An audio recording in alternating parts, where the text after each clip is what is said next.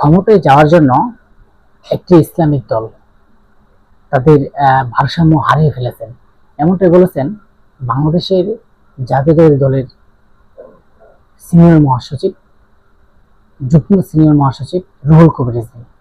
আসলে তিনি বলেছেন যে ক্ষমতায় যাওয়ার জন্য একটা ইসলামিক দল তাদের ভারসাম্য হারিয়ে ফেলেছে। আসলে কতটা আমরা জানি, আসলে কি তারা ক্ষমতায় যাওয়ার জন্য তাদের ভারসাম্য হারিয়ে ফেলেছে কিনা।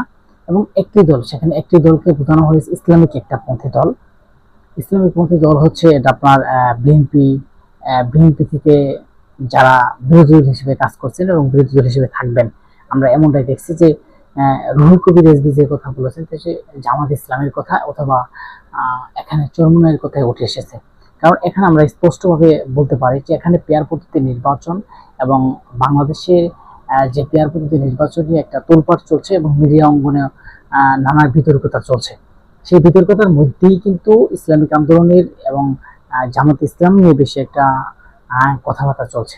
এবং তারা যে ঐক্য করেছিল, ইসলামিক আন্দোলন যে একটা ঐক্য করেছিল, তাদের যে একটা ঐক্য, সে ঐক্যের ভিতরে কিন্তু একটা এই ইসলামিক পন্থী তারা একটা ঐক্য করে গিয়ে কয়েকটা দল মিলে ঐক্য করে কিন্তু তারা মাঠে নেমেছিলেন পেয়ার পদ্ধতি নির্বাচন। এবং তারা 5টা দফা দিয়েছিলেন, যেখানে যেখানে এই তারা ক্ষমতায় যাওয়ার জন্য একটা পাগলপাড়া হয়ে যাচ্ছে, এমনটাই কিন্তু বলেছেন রিজভী সাহেব। কারণ কিছুদিন আগেও আমরা কিন্তু বিএনপির পক্ষ থেকে এবং ইসলামিক আন্দোলন পক্ষ থেকে এবং আরো অন্যান্য দল থেকে তারা কিন্তু বলেছিল যে বিএনপি ক্ষমতায় যাওয়ার জন্য পাগল হয়ে যাচ্ছে, বিএনপিতে ক্ষমতা প্রয়োজন, ক্ষমতা লাগবে, তার কারণে তারা ক্ষমতার জন্য একটা পাগলপাড়া হয়ে যাচ্ছে, মানে ক্ষমতা লাগবেই। যে কারণে তারা বারবার নির্বাচন চাচ্ছে, অন্য কোনো দল নির্বাচন চাচ্ছে না এবং এই বিএনপি কেন নির্বাচন চাচ্ছে, এমনটাই কিন্তু বিভিন্ন রাজনৈতিক দল বলেছেন।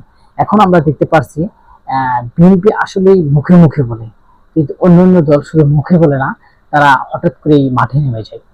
আপনি এই কথাটা বলতে পারেন যে কেন এই কথাটা বলছেন, যে অনেক দেখেন বিএনপি অনেকদিন ধরে নির্বাচন চায়, প্রধান উপদেষ্টার কাছে বলছে, বিভিন্ন জায়গায় তারা নির্বাচনের কথাই বারবার বলছে, কিন্তু তারা কখনো রাজপথ দখল করে নাই, তারা কখনো মাঠ দখল করে নাই, তারা কখনো কখনো 5 দফা 10 দফা এরকম কোনো তারা মানে দাবি করে নাই।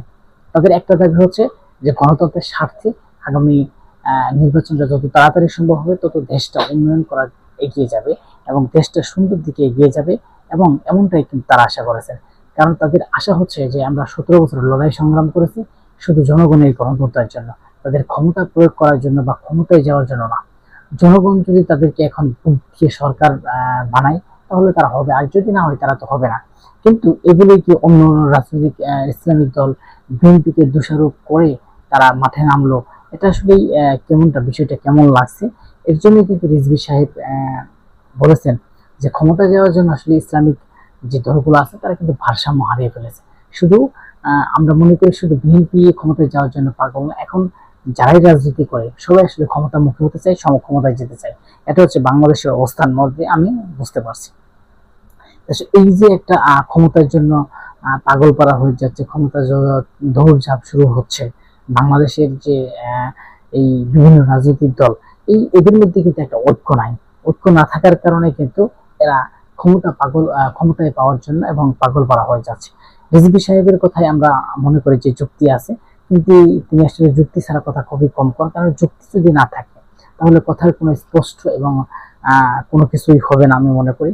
আর এই যে রিজভী সাহেব যে ইসলামিক দল, একটি ইসলামিক দল সেখানে উল্লেখ করেছেন, সেখানে আমরা অবশ্যই বলতে পারি যে ইসলামিক একটা ঐক্য করেছিল জামাত ইসলাম, সেখানে জামাত ইসলাম এবং ইসলামিক আন্দোলনকে নিয়ে কটূক্ত করেছে। দর্শক, ভিডিওটা যদি ভালো লাগে অবশ্যই সাবস্ক্রাইব করে পাশে থাকবেন।